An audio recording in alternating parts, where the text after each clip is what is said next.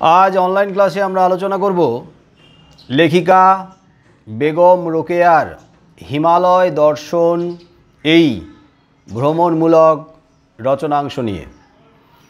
এর আগে আলোচনা করা হয়েছে লেখিকার সংক্ষিপ্ত জীবনী, তার মানসিকতা, লেখিকা কোন উদ্দেশ্য নিয়ে এই রচনাংশ অর্থাৎ হিমালয় দর্শন রচনা করেছেন। আলোচনা করেছিলাম লেখিকা কোন অবস্থায় থেকে কোন পরিস্থিতিতে দাঁড়িয়ে তিনি এমন ধরনের একটা ভ্রমণমূলক রচনাংশ তথা প্রবন্ধাংশ আমাদের সামনে উপস্থাপিত করেছেন। আজকের আলোচনা করব লেখিকার হিমালয় দর্শন এই রচনার বিষয় সম্পর্কে। এরপরে আর একটা ক্লাসে আলোচনা করা হবে এই হিমালয় দর্শন রচনাংশের লাইন ধরে সবিস্তারে আলোচনা। ঠিক আছে?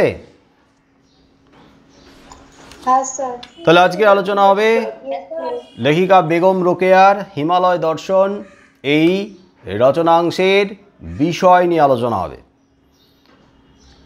লেখিকা বেগম রোকেয়ার হিমালয় দর্শন এই রচনাংশ কোন প্রবন্ধের অংশবিশেষ? বলো, এর মূল গ্রন্থের নাম কি? কে পারবে বলতে? বলো কি নাম? কূপমণ্ডুকের হিমালয় দর্শন। তাহলে কূপমণ্ডুকের হিমালয় দর্শন এই প্রবন্ধের অংশ। হিমালয় দর্শন আমাদের পাঠ্যাংশ তথা রচনাংশ। হিমালয় দর্শন এই রচনাংশের মধ্যে হিমালয়কে কেন্দ্র করে, হিমালয়ের সৌন্দর্যকে কেন্দ্র করে লেখিকার যে শিল্পী মন, সেই শিল্পী মন বিস্তার লাভ করেছে, বিস্তৃতি পেয়েছে। লেখিকার শিল্পী মন এতদিন ধরে বদ্ধ ছিল, সেই বদ্ধ শিল্পী মন আজ প্রসারিত হয়েছে, আজ ব্যাপ্তি লাভ করেছে। লেখিকা বেগম রোকেয়া তিনি প্রথমবারের জন্য সমুদ্র দর্শন করেছিলেন, বঙ্গোপসাগর দর্শন করেছিলেন। বঙ্গোপসাগর দর্শন করার পরে একবার বঙ্গোপসাগর দর্শন করেই যে তার বঙ্গোপসাগর বা সমুদ্র দর্শনের স্বাদ সেটা কি মিটেছিল? কি মনে হয়? মেটেনি। না, মেটেনি, বরং সেই স্বাদ আরও বেড়েছে। লেখিকার মনে হয়েছিল দিনের পর দিন, মাসের পর মাস, বছরের পর বছর সমুদ্রের ধারে বসে সমুদ্রের অপার সৌন্দর্য দর্শন করলেও তার বোধহয় মনের তৃপ্তি হবে না। অর্থাৎ মন তার আকাঙ্ক্ষিত থেকে গেছে। বঙ্গোপসাগর দর্শনের স্বাদ কিন্তু মেটেনি। তাহলে বঙ্গোপসাগরের মধ্যে অর্থাৎ সমুদ্রের মধ্যে যে বিপুল সৌন্দর্য রয়েছে, সেই সৌন্দর্য লেখিকা প্রাণ ভরে প্রথমবারের জন্য দর্শন করে উঠতে পারেনি। তার মানে একটা অতৃপ্ত বাসনা তার মধ্যে থেকে গেছে, একটা অতৃপ্ত ইচ্ছে তার মধ্যে থেকে গেছে, এবং সেই সৌন্দর্য দর্শনের প্রতি যে প্রবল আকাঙ্ক্ষা, প্রবল আগ্রহ, সেই আগ্রহ তার মধ্যে ছিল। অন্যদিকে ওই আগ্রহের সাথে সাথে তার মধ্যে আরও একটা আগ্রহ, আর একটা ইচ্ছে, আর একটা বাসনা বা স্বপ্ন বহুদিন ধরে মনের মধ্যে প্রথিত ছিল। বহুদিন ধরে মনের মধ্যে সেই স্বপ্নটাকে তিনি আগলে রেখেছিলেন। এখন সেই স্বপ্ন সাকার হতে চলেছে, সেই স্বপ্ন বাস্তবায়িত হতে চলেছে। কখন? না, যখন তিনি প্রথমবার হিমালয় দর্শনের উদ্দেশ্যে পাড়ি দিয়েছেন, সঙ্গে তার সহযাত্রীরা। তাহলে সহযাত্রীদের সঙ্গে তিনি যখন হিমালয় দর্শনের জন্য পাড়ি দিয়েছেন, তখন মনের মধ্যে যে ছটপটানি, মনটা ছটপট করছে, মন হিমালয় সৌন্দর্য দেখার জন্য ব্যাকুল হয়ে উঠেছে।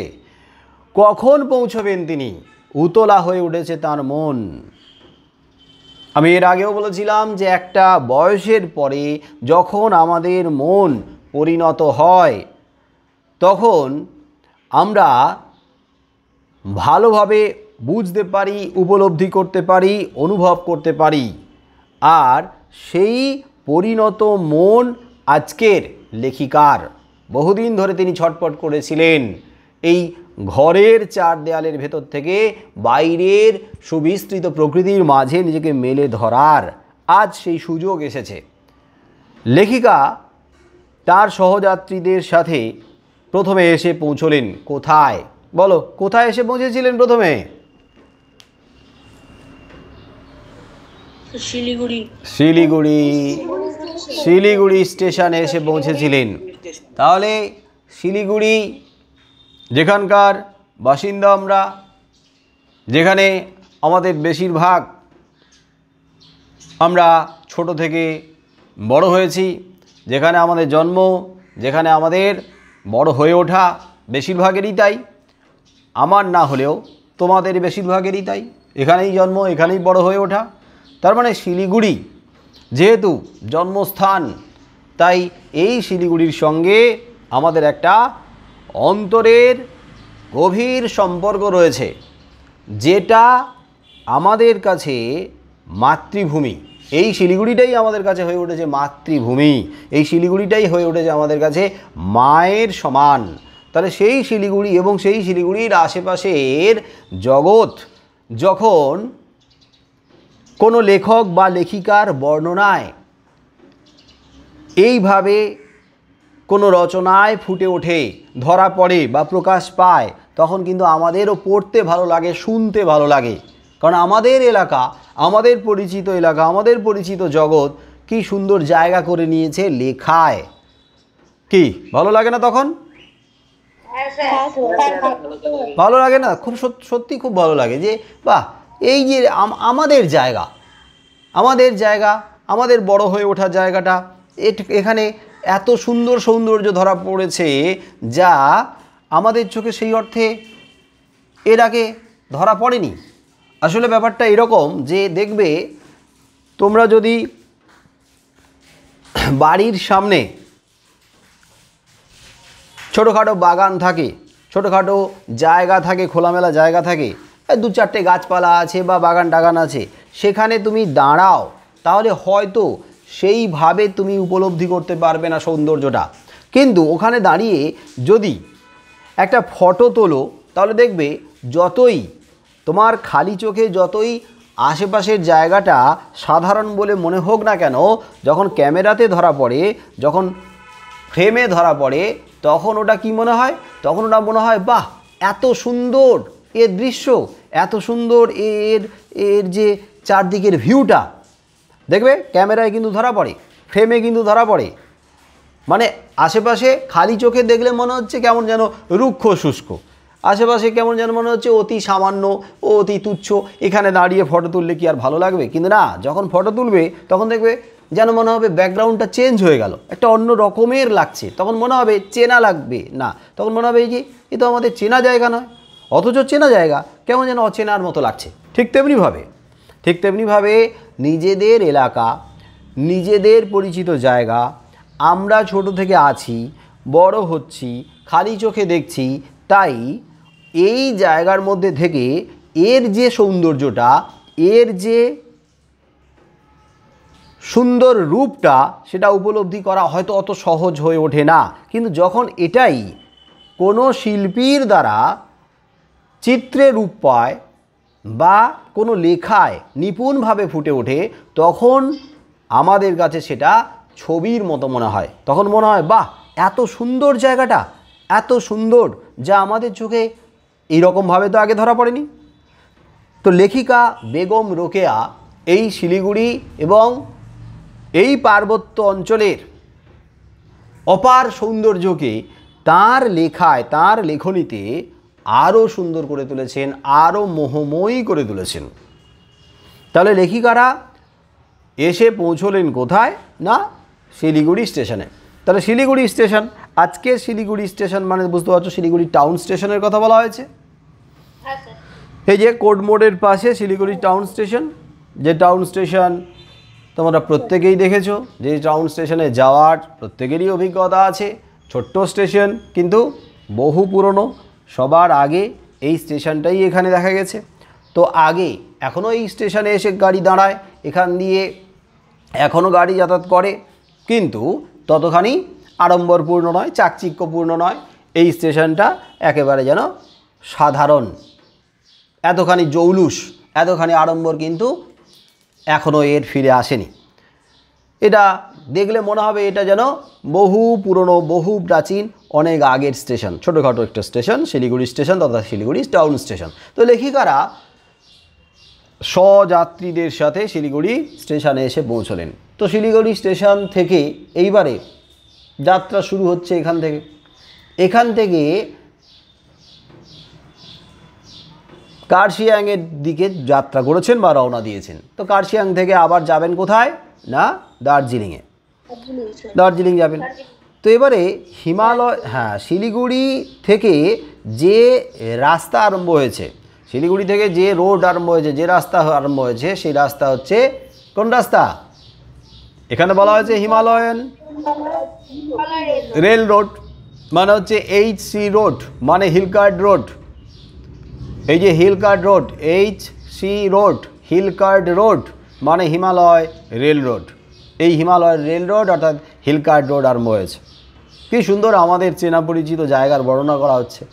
তো সেই হিমালয়ান রেল রোড আরম্ভ হয়েছে, সেই রেল রোড ধরে লেখিকারা এগিয়ে চলেছেন। কিসে চড়ে এগিয়ে চলেছেন বলো তো?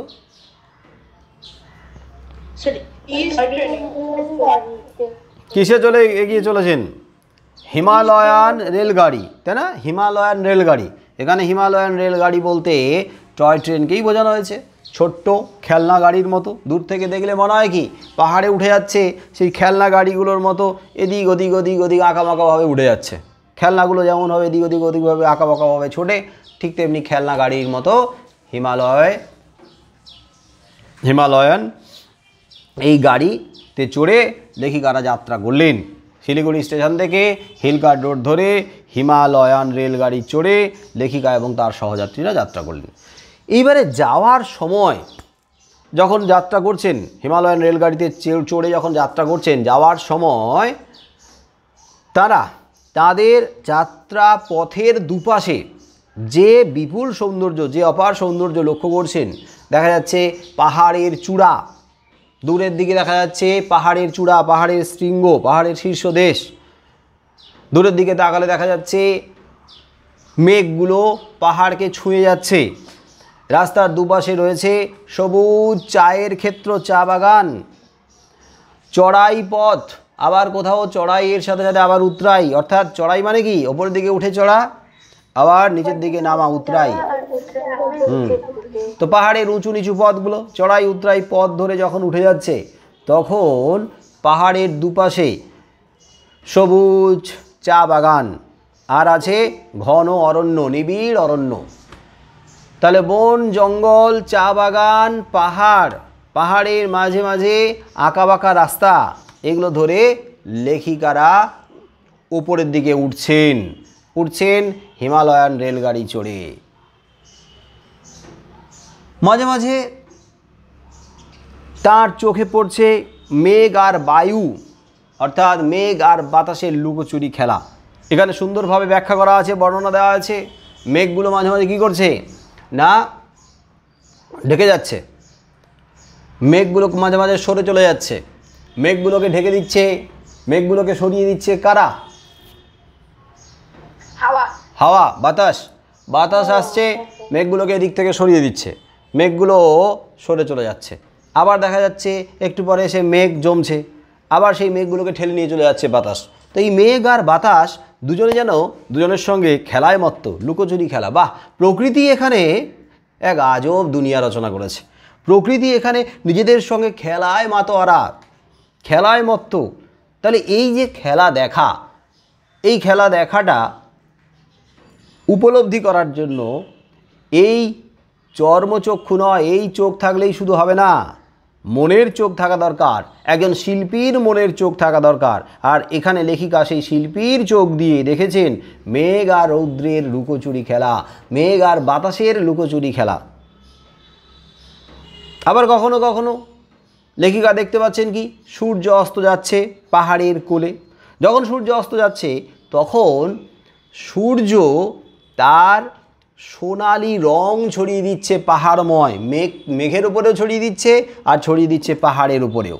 তো সেই পাহাড়ের উপরে যখন ছড়িয়ে দিচ্ছে তখন লেখিকার মনে হয়েছে যে পাহাড়ে যেন কেউ তরল সোনা ঢেলে দিয়েছে, একবারে তরল কাঁচা সোনা ঢেলে দিয়েছে। এই সূর্যের অস্ত যাওয়া, তরল সোনা ঢেলে দিয়ে সূর্যের অস্ত যাওয়ার এই সৌন্দর্য লেখিকার মনকে অতিমাত্রায় খুশিতে ভরিয়ে দিয়েছে। লেখিকারা এগিয়ে চলেছেন হিমালয়ান রেলগাড়ি চড়ে।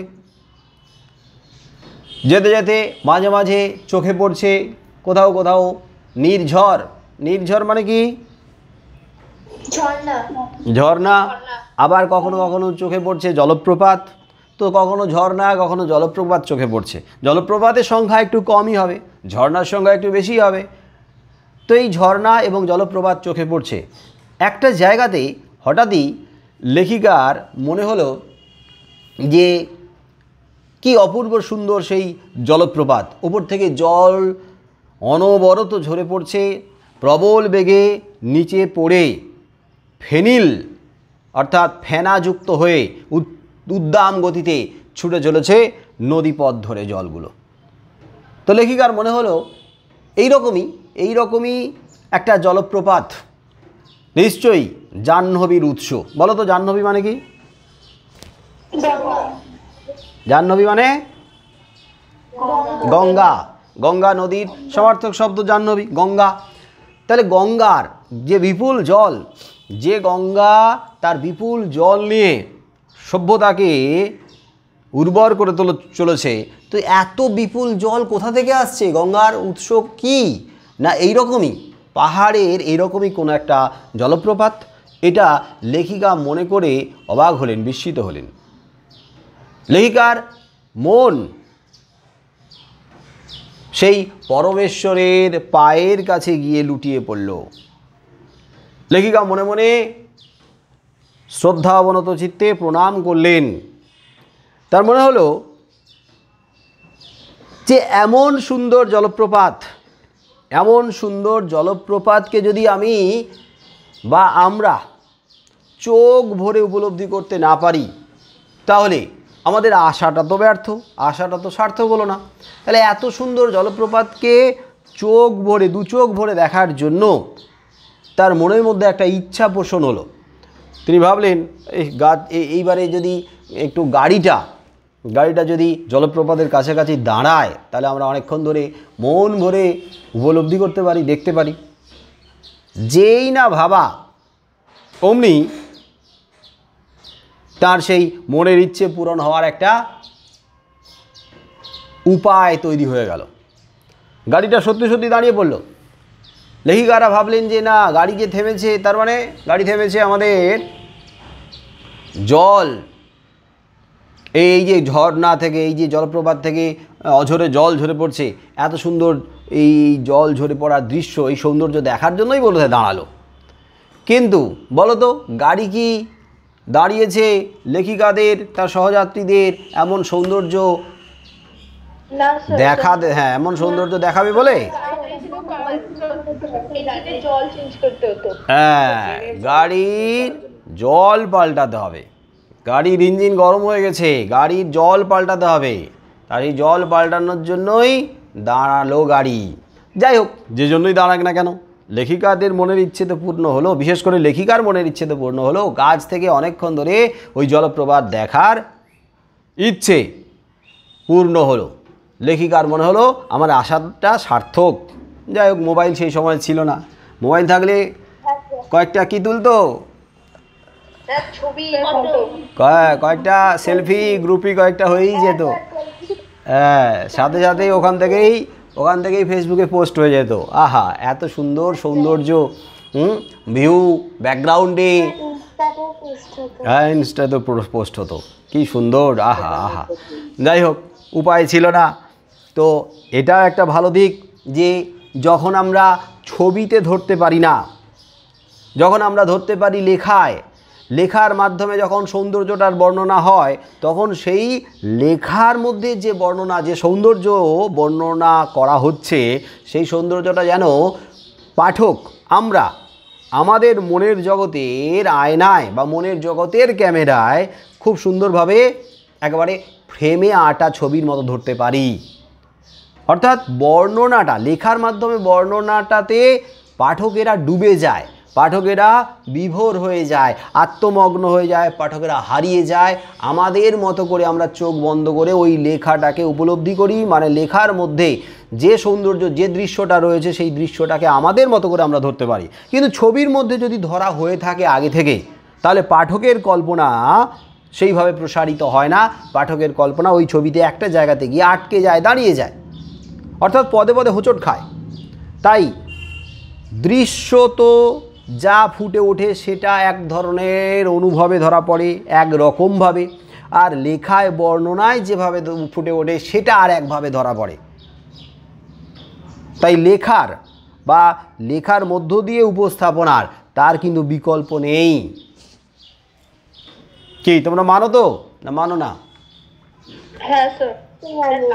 দেখবে বিভূতিভূষণ বন্দ্যোপাধ্যায়ের যে চাঁদের পাহাড় কিশোর উপন্যাস আছে, সেই চাঁদের পাহাড় কিশোর উপন্যাসটাকে পড়ে দেখো, গোটাটা পড়বে, পড়তে পড়তে মনে হবে ওহ কী রহস্য, কী রোমাঞ্চ, প্রতি মুহূর্তে গা শিহরিত হবে, গা কাঁটা দেবে, প্রতি মুহূর্তে নিজেই মনে হবে যে তুমি যেন শঙ্করের সঙ্গে সঙ্গে চলেছ আফ্রিকার সেই গহন অরণ্যে। পদে পদে বিপদ, ভয়ঙ্কর, উপলব্ধি করার জায়গা আছে, কারণ সেটা লেখায় প্রকাশ করা হয়েছে অসাধারণভাবে, দক্ষতার সাথে।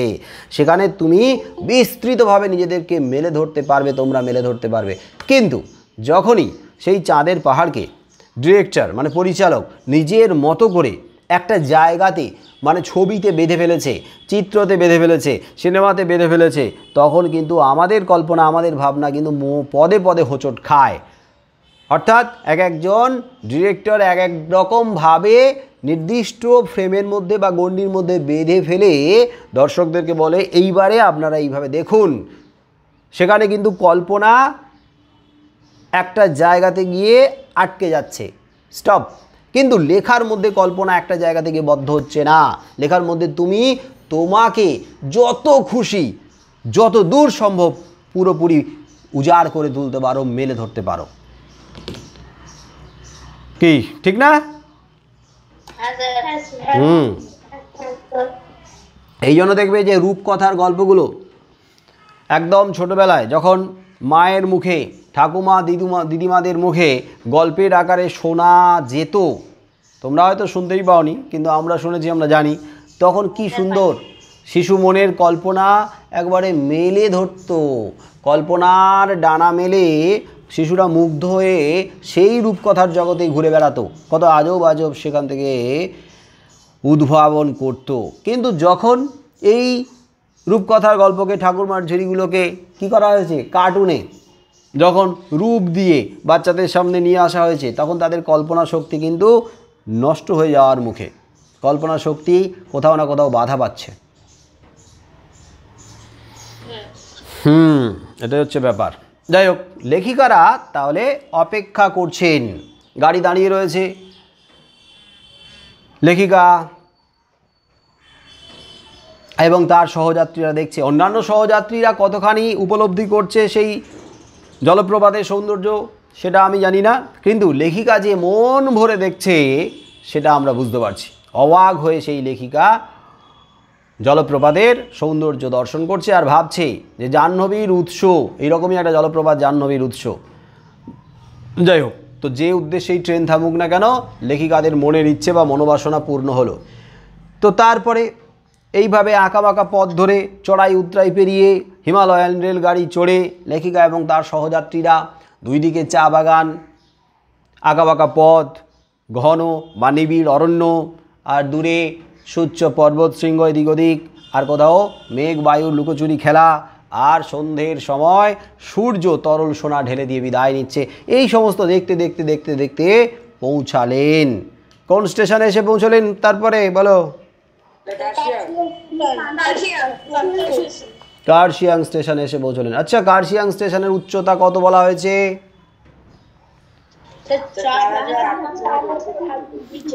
4864 ফিট। 4864 ফিট মানে ফুট।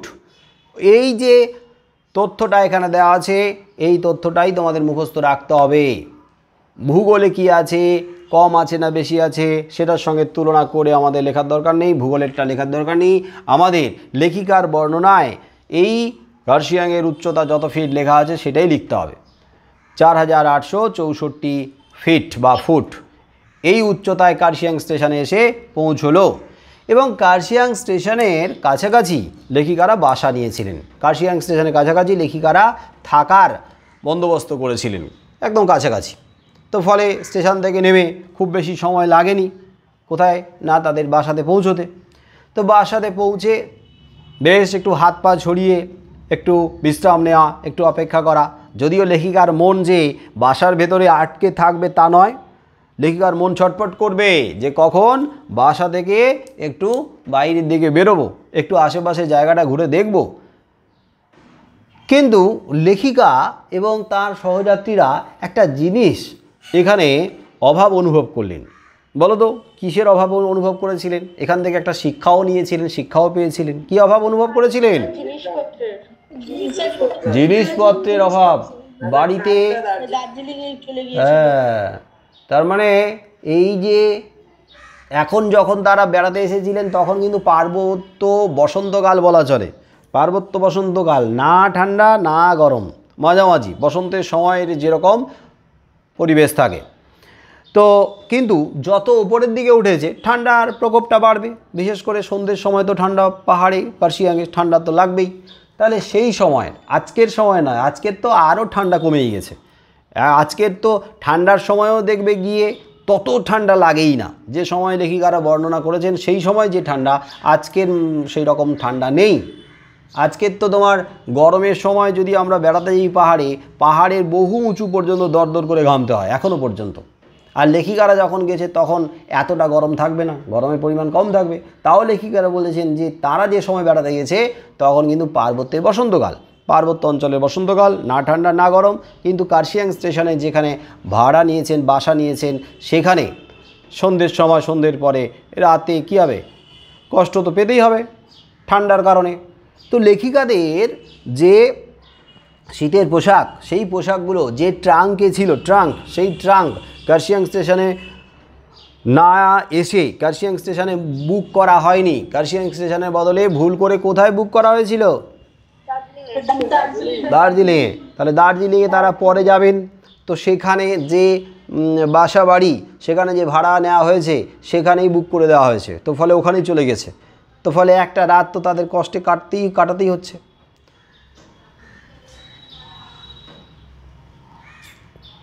তাহলে লেখিকারা না, একটা রাত না, ওই যখন গিয়ে পৌঁছলো তখন থেকে সন্ধে পর্যন্ত মোটামুটি ওই ঠান্ডাতে ছটফট করেছে। কারণ সন্ধ্যের আগে ওই ট্রাঙ্কগুলো ফিরে এসেছিল, সন্ধ্যের ট্রেনেই ফিরে এসেছিল, তাই না? তাহলে সন্ধ্যের ট্রেনে ট্রাঙ্কগুলো ফিরে এসেছিল। কিন্তু যতক্ষণ পর্যন্ত ট্রাঙ্কগুলো আসেনি ওইটুকু সময়ের মধ্যে তাদের ঠান্ডায় কাঁপতে হয়েছে। লেখিকা উপলব্ধি করেছেন যে বাড়ি সুন্দর, যেখানে ভাড়া নিয়েছেন, ভাড়া বাড়ি, বাসা বাড়ি খুব সুন্দর, হ্যাঁ, থাকার উপযোগী। কিন্তু ঘটনা হচ্ছে সুন্দর বাড়ি হলেই যে বাড়ির যে সুখ, গৃহসুখ, সেই গৃহসুখ কিন্তু লাভ করা যায় না। বলো, গৃহসুখ, হ্যাঁ, গৃহসুখ লাভ করার জন্য কি থাকা দরকার? হ্যাঁ, উপযুক্ত আসবাবপত্র, উপযুক্ত জিনিসপত্র থাকা দরকার আছে। আর উপযুক্ত আসবাব এবং জিনিসপত্রের অভাবে সম্পূর্ণ গৃহসুখ লাভ করা যায় না। বাড়ি তো সুন্দর, কিন্তু দেখা যাচ্ছে শীতের পোশাকের অভাবে, শীতের কারণেই কিছুতেই স্বস্তি পাচ্ছিলেন না। তো যতক্ষণ পর্যন্ত না ট্রাঙ্কগুলো ফিরে এসেছিল ততক্ষণ অস্বস্তিতে ছিলেন। তো ট্রাঙ্কগুলো ফিরে আসার পরে তাদের স্বস্তি এলো। বাস, এবারে শীতের পোশাক টোশাকগুলো পরে এখন মনে হচ্ছে মনটা শান্ত, এইবারে সম্পূর্ণ গৃহসুখ উপলব্ধি করা যাচ্ছে এবং আশেপাশের যে জায়গা সেগুলোর প্রতিও তাদের মন নিবিষ্ট করা যাচ্ছে। ঠান্ডায় কাঁপতে কাঁপতে কি আর সৌন্দর্য দর্শন করা যায়? হ্যাঁ, কখনোই যায় না।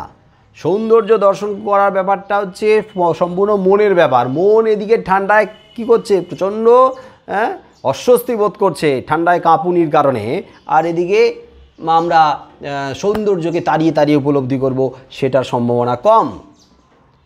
এই যে টাইগার হিলে তোমরা যারা যাও বা গিয়েছো, টাইগার হিলে প্রচণ্ড ঠান্ডা, টাইগার হিলে দাঁড়িয়ে কাঞ্চনজঙ্ঘার উপরে সূর্যোদয়, এটা দেখতে কি না সুন্দর লাগে, কি না অসাধারণ লাগে। কিন্তু তার মধ্যে যদি কারোর এরকম অভিজ্ঞতা হয়ে থাকে যে যেরকম প্রোটেকশান নিয়ে যাওয়া উচিত ঠান্ডার হাত থেকে রক্ষা পাওয়ার জন্য, সেটা যদি পুরোপুরি না নিয়ে যাও, একটু পাতলা কোনো শীতের পোশাক পরে গেছো, এইবারে কনকনিয়ে ঠান্ডা, ভয়ঙ্কর ঠান্ডা, ওই ঠান্ডায় কাঁপতে কাঁপতে কি মনে হয়, সে কাঞ্চনজঙ্ঘার উপরে সূর্যোদয় দেখবো কখন, নাকি কখন এখান থেকে সরে যাব। ঠান্ডায় কাঁপতে কাঁপতে মনে হয় না বাবা তাড়াতাড়ি চলো এখান থেকে, আর পারা যাচ্ছে না। কিন্তু বেশ টুপি টুপি পরে নিজেকে ভালো করে শীতের পোশাকে একেবারে আচ্ছাদিত করে বসে যখন তুমি এই সূর্য উদয় দেখছো, তখন কিন্তু তোমার মন সম্পূর্ণভাবে ওই সূর্য উদয়ের দিকে, ওই সূর্যোদয়ের দিকে, ওই সৌন্দর্যের দিকেই একনিষ্ঠভাবে মনোনিবেশ করতে পারবে, মন কিন্তু নিবিষ্ট হতে পারবে। কিন্তু ওই দিকে ঠান্ডায় কাঁপছো আর ওদিকে সূর্যোদয় হচ্ছে, তখন তোমার সূর্যোদয়ের দিকে চোখ থাকলেও মন সেই অর্থে থাকবে না, কি তাই না? ঠিক তাই। সুখ উপলব্ধি করার জন্য, সুখ পাওয়ার জন্য যা যা দরকার, সেই আনুষঙ্গিক জিনিসগুলো না থাকলে সম্পূর্ণ গৃহসুখ লাভ করা যায় না। লেখিকা এটা বুঝেছিলেন। তারপরে এই যে পার্বত্য অঞ্চলের বসন্তকালে পাহাড়ে বসে থেকে ঘন্টার পর ঘন্টা সময় কাটছে। আমাদের অনেকের মনে হতে পারে যে পাহাড়ে বসে থেকে ঘন্টার পর ঘন্টা সময় এটা কিভাবে কাটানো সম্ভব? একই তো জিনিস, কিছুক্ষণ থেকে দেখলাম ঠিক আছে, কিন্তু ঘন্টার পর ঘন্টা দিনের পর দিন এক জায়গায় বসে থেকে কারোর মনে হয় তাও যেন কিছুই দেখলাম না, অতৃপ্ত থেকে যায় ইচ্ছেটা, তাও মনে হয় যে আরও যেন দিনের পর দিন বসে থাকি, একটানা হাঁ করে এক দৃষ্টিতে দেখতে থাকি এই পাহাড়ের রানীকে, দার্জিলিংকে, এই হিমালয় পার্বত্য অঞ্চলকে। আমাদের কাছে অনেক সময় এটা বিরক্তির কারণ হতে পারে, কিন্তু যারা শিল্পী, এই লেখিকার মতো প্রকৃত শিল্পী যারা, তাদের শিল্পী মন কখনো ক্লান্ত হয় না। সৌন্দর্য দর্শন করতে করতে মনে হয় আরও যুগের পর যুগ ধরে সৌন্দর্য দর্শন করি। এবং বসে বসে দেখতে দেখতে কি দেখছেন তিনি দেখছেন ওই যে মেঘ বায়ুর লুকোচুরি খেলা, কি সুন্দর মেঘগুলো নিজেদের গায়ে সুবর্ণ মেখে, সুবর্ণ মানে কি সোনা, ওই যে মেঘের উপরে রোদ পড়েছে, হ্যাঁ, নিজেদের গায়ে সুবর্ণ মেখে ওই মেঘগুলো সুকোমল অঙ্গে মেঘে তার সুবর্ণ মেখে এদিক ওদিক ছোটাছুটি করছে। মানে মেঘ আর বাতাস তার দুজনের মধ্যে লুকোচুরি খেলা খেলছে, একজন আরেকজনকে ঠেলে নিয়ে যাচ্ছে, একজন আরেকজনের থেকে লুকিয়ে পড়ছে, একজন আরেকজনকে খুঁজছে, এইভাবে অসাধারণ এই খেলা চলছে। তো লেখিকা তার অভিজ্ঞতা এখানে বর্ণনা করছেন যে এখানকার বায়ু বাতাস স্বাস্থ্যকর ঠিকই, কিন্তু কি স্বাস্থ্যকর নয়,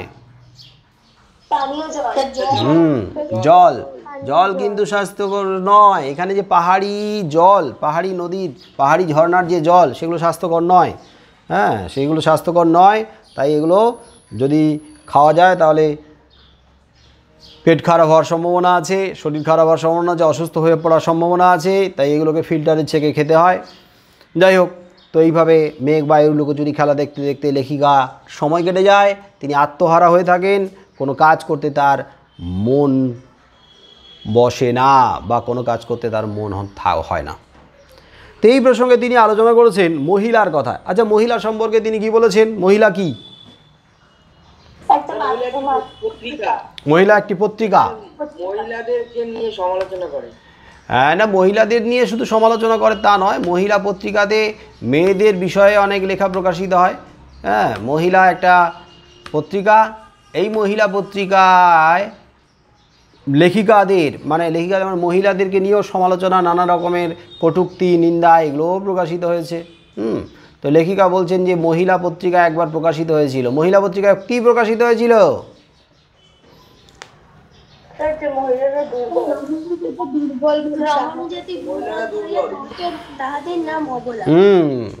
রমণী জাতি দুর্বল, তাই তাদের নাম অবলা।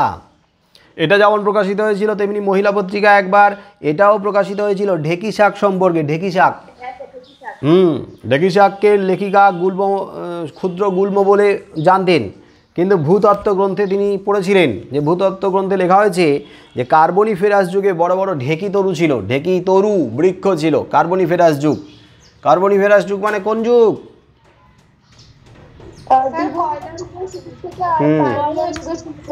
যে যুগে কার্বন বা কয়লা উত্তোলিত হয়েছিল, কয়লা আবিষ্কারের যুগ, সেই সময়। হ্যাঁ, আবার ব্যক্তবীজী উদ্ভিদ আর ফার্নেরও বিস্তার ঘটেছিল। ফার্ন আর ব্যক্তবীজী উদ্ভিদ। ব্যক্তবীজী উদ্ভিদ কাকে বলে? ব্যক্তবীজী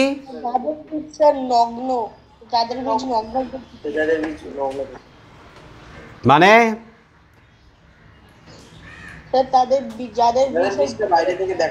যাদের বীজটা, যে ফলের বীজটা বাইরের থেকে দেখা যায়। উদাহরণ কি? একটা উদাহরণ বলো ব্যক্তবীজী উদ্ভিদের। ওক গাছ, পাইন। হ্যাঁ, পাইন, ওক ব্যক্তবীজী উদ্ভিদ। তো যে যুগে ব্যক্তবীজী উদ্ভিদ, যে যুগে কার্বন তথা কয়লার উত্তোলন হয়েছিল, ফার্নের বিস্তার ঘটেছিল, সেই যুগটাই হচ্ছে কার্বনিফেরাস যুগ। তো এই কার্বনিফেরাস যুগে ভূতত্ত্ব গ্রন্থে এই ঢেকি তরু সম্পর্কে বলা হয়েছিল। আর লেখিকা মহিলা পত্রিকায় এই ঢেকি শাকের কথা পড়েও ছিলেন। এখন তিনি যখন নিজে এই পার্বত্য অঞ্চলে বেড়াতে এসে নিজের চোখে দেখছেন, দেখার পরে তিনি বেশ আনন্দিত হলেন। তো তিনি দেখেছিলেন যে ঢেকি তরুর উচ্চতা কত? 20 থেকে 25 ফিট উচ্চতা। 20 থেকে 25 ফুট উচ্চতা। যাই হোক, তো তিনি এই পাহাড়ি অঞ্চলে যে বন জঙ্গল আশেপাশে রয়েছে, সেই বন জঙ্গলের মধ্যে তিনি এবং তার সহযাত্রীরা ঘুরে বেড়াচ্ছেন। এবং যেখানে একটু লোকজন কম, লোকজনের দেখা নেই, নির্জন পথে বেড়াতে বেশ ভালো লাগছে। কারণ গাছপালার একটা সুন্দর একটা আওয়াজ আছে, গাছপালার উপর দিয়ে বাতাস বয়ে যাচ্ছে, গাছপালার পাতার আওয়াজ, ঝিরঝির করে পাখির ডাক। সেই জঙ্গলের মধ্যে দেখবে একেবারে একা একা শুনশান জঙ্গলের মধ্যে দাঁড়িয়ে থাকতে, হাঁটতে ভালো লাগবে, কারণ জঙ্গলের একটা নিজস্ব ভাষা আছে। তো সেই ভাষাকে লেখিকা অনুভব করছেন। এদিকে সাপটাবও খুব একটা যে সাপ আছে, কিন্তু সাপের সঙ্গে লেখিকাদের দেখা এখনও হয়নি, কিন্তু জোঁক প্রচুর আছে। জোঁকের সাথে দেখা হয়েছে, সাপের সঙ্গে দেখা হয়নি। হ্যাঁ, 2-3 বার জোঁক রক্তও শোষণ করে ফেলেছে। তো লেখিকাদের যে এক চাকরানি ছিল, ভুটিয়া চাকরানি, তার নাম কি? ভালু। ভাল্লুক না, ভালু। হ্যাঁ, ভালু ভালু ভালু ভালু যোগ সম্পর্কে কি পরামর্শ দিয়েছিল বা উপদেশ দিয়েছিল? যোগ সম্পর্কে কি বলেছিল? যোগরা খুব একটা ক্ষতি টতি করে না। ঠিক, যোগ খুব একটা ক্ষতি করে না। বড়জোর কি করে, ওই একটু রক্ত খায়, আর রক্ত শোষণ হওয়ার পরে আস্তে করে আপনা আপনি চলে যায়। হ্যাঁ, আপনা আপনি চলে যায়। অতএব যোগকে নিয়ে কোনো রকমের চিন্তা করার কিছু নেই। ও আসবে, রক্ত খাবে, চলে যাবে, বোঝা অবস্থা, আস্তে করে চলে যাবে। তো যাই হোক, তো এই যে ভুটিয়া চাকরানিরা, এরা বা ভুটিয়ানিরা বা এই পাহাড়ি জাতির লোকেরা, এরা যে কতটা কষ্ট সহিষ্ণু, এরা পরিশ্রম করতে পারে, তার প্রমাণ লেখিকা পেয়েছেন। কারণ লেখিকা নিজের চোখে দেখছেন যে এরা বড় বড় বোঝা নিয়ে কীভাবে পিঠে বোঝা নিয়ে, ঘাড়ের উপরে বোঝা নিয়ে ওই উঁচু নিচু চড়াই উদ্রাই পথ পেরিয়ে খাড়া পথে উপরের দিকে উঠে যাচ্ছে। হ্যাঁ, আমাদের মতো সমতল অধিবাসীর মানুষরা ওই পাহাড়ি পথ এমনিতেই দেখলে, আমাদের কাছে যদি কোনো বোঝা না থাকে, এমনিতেই ওই বোঝা ছেড়ে এমনি যদি আমরা উঠতে চাই, আমাদের মাথা ঘুরে যাওয়ার মতো অবস্থা হবে, আমরা হাঁপিয়ে পড়ব।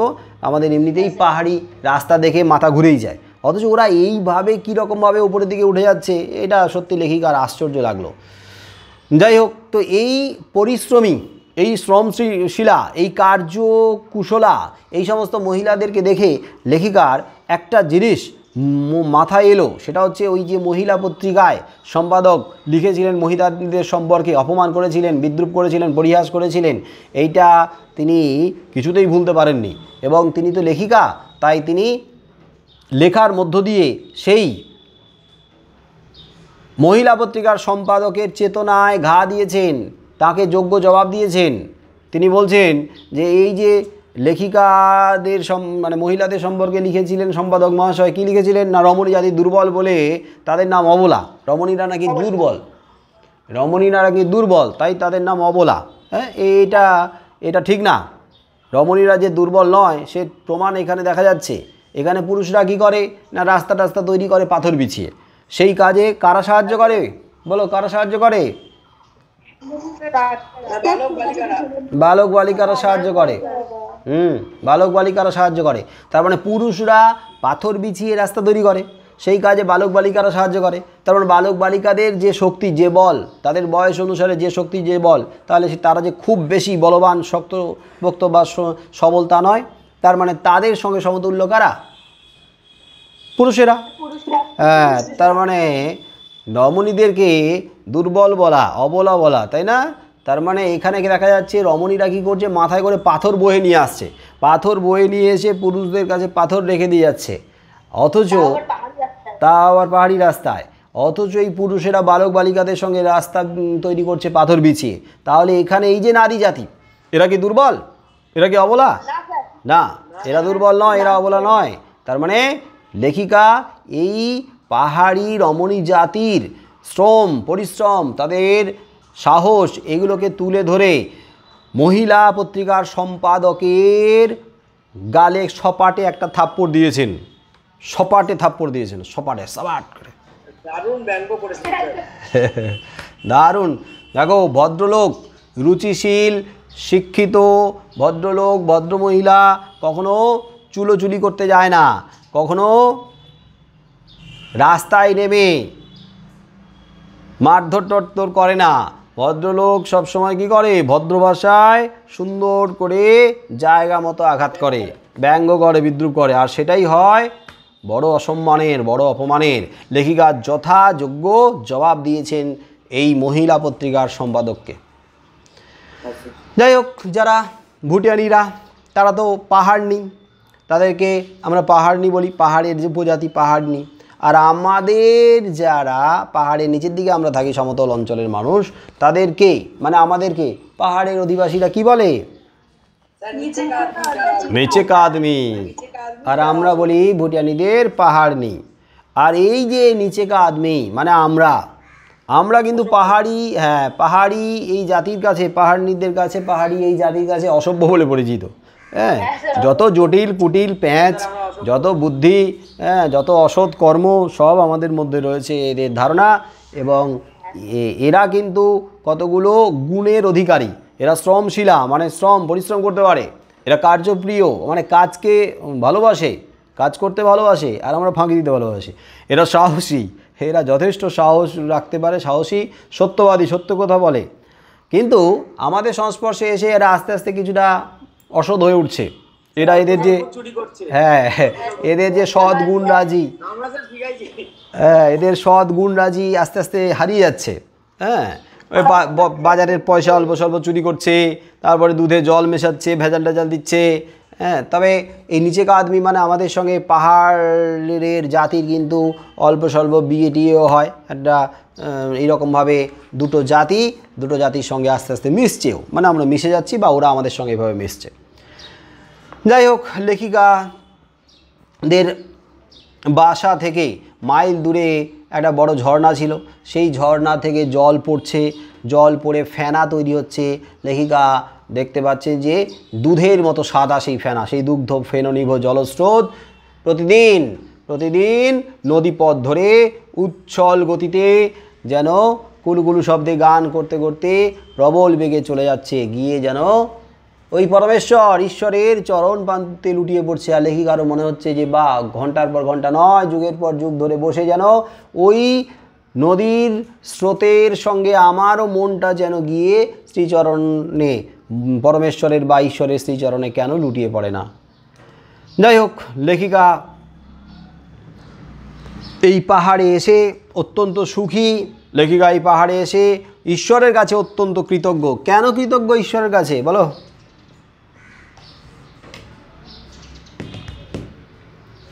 কেন কৃতজ্ঞ? উপকারীর উপকার স্বীকার করে যে সেই তো কৃতজ্ঞ। লেখিকা এখানে ঈশ্বরের কাছে কৃতজ্ঞ, কারণ লেখিকা দেখছেন ঈশ্বর থরে থরে সাজিয়ে রেখেছে অপার সৌন্দর্য, আর এই সৌন্দর্য দেখার সুযোগ করে দিয়েছে ঈশ্বর, তাই ঈশ্বরের কাছে কৃতজ্ঞ।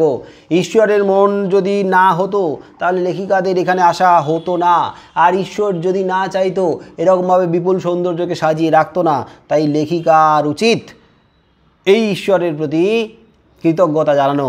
তাই ঈশ্বরের প্রতি তিনি কৃতজ্ঞতা জানিয়েছেন এবং ঈশ্বরের তৈরি, ঈশ্বরের সৃষ্টি করা এমন সৌন্দর্যকে তিনি মন প্রাণ দিয়ে আত্মস্থ করেছেন এবং অন্তর থেকে তাকে উপলব্ধি করে তারপরে আপন মনে নিজের কথায়, নিজের ভাষায়, দক্ষতার সঙ্গে নিজের বর্ণনায় উপস্থাপন করেছেন। তোতা পাখির মতো শুধু মুখস্থ বিদ্যার দ্বারা তিনি আমাদের সামনে তুলে ধরেননি। তার রচনায় তার অন্তরের উপলব্ধির এক অসাধারণ প্রকাশ ঘটেছে। এই মহাশিল্পীর প্রতি তিনি কৃতজ্ঞ। মহাশিল্পীর এই সৃষ্টির প্রতি তিনি আকৃষ্ট, মুগ্ধ। তাই তিনি বলেছেন, এই মহাশিল্পীর প্রতি যদি আমি না শ্রদ্ধা ভক্তি দেখাই, তার সৌন্দর্যের, তার তৈরি সৃষ্টির প্রশংসা যদি না করি, তাহলে কৃতজ্ঞতা হয়। কৃতজ্ঞতা বলো, কৃতজ্ঞতা মানে কি? হ্যাঁ, বিশ্বাসঘাতকতা। আর সেই প্রশংসাটা হতে হবে মন, মস্তিষ্ক, প্রাণ সব নিয়ে প্রশংসা করতে হবে, উপাসনা করতে হবে। শুধু টিয়া পাখির মতো কতগুলো কথা, শব্দ উচ্চারণ করে সৌন্দর্যকে তুলে ধরলে তার মধ্যে আন্তরিকতা থাকে না, বরং কৃত্রিমতা তৈরি হয়ে যায়। যাই হোক, তাই তিনি মন প্রাণ দিয়ে একেবারে সমস্বরে সততই তিনি বলে উঠেছিলেন যে ঈশ্বরই প্রশংসার যোগ্য, তিনি ধন্য, কারণ তিনি এমন সুন্দর সৃষ্টিকে আমাদের সামনে দেখার সুযোগ করে দিয়েছেন। এইভাবেই তার এই হিমালয় দর্শনের তথা ভ্রমণ বৃত্তান্তের নির্যাস লেখিকার অন্তরের উপলব্ধির গুণে আমাদের সামনে পরিবেশিত হয়েছে এক অসাধারণ ভঙ্গিমায়, যা আমাদেরকেও মোহিত করে, মুগ্ধ করে। আমাদেরকেও লেখিকার সঙ্গে সঙ্গে লেখিকা এবং তার সহযাত্রীদের সাথে পুরো পাহাড়ি অঞ্চল ভ্রমণ করিয়ে নিয়ে আসে। পুরো পাহাড়ি অঞ্চলটাকেই ভ্রমণ করিয়ে নিয়ে আসে। অর্থাৎ বাড়িতে বসে থেকে হিমালয় দর্শন করতে করতে আমরা লেখিকাদের সঙ্গে সহযাত্রীর মতো তার সঙ্গে পুরো হিমালয়ের সৌন্দর্য দর্শন করে আবার ফিরে আসতে পারি। অসাধারণ এক অভিজ্ঞতা আমরা লেখিকাদের সাথে অভিজ্ঞতাটা গ্রহণ করেছি বা অভিজ্ঞতাটাকে নিতে পেরেছি।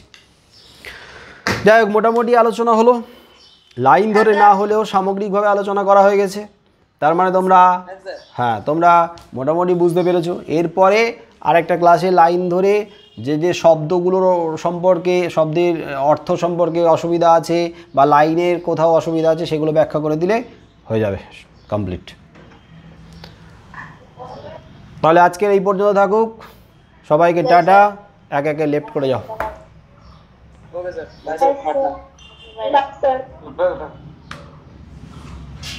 Yes, sir.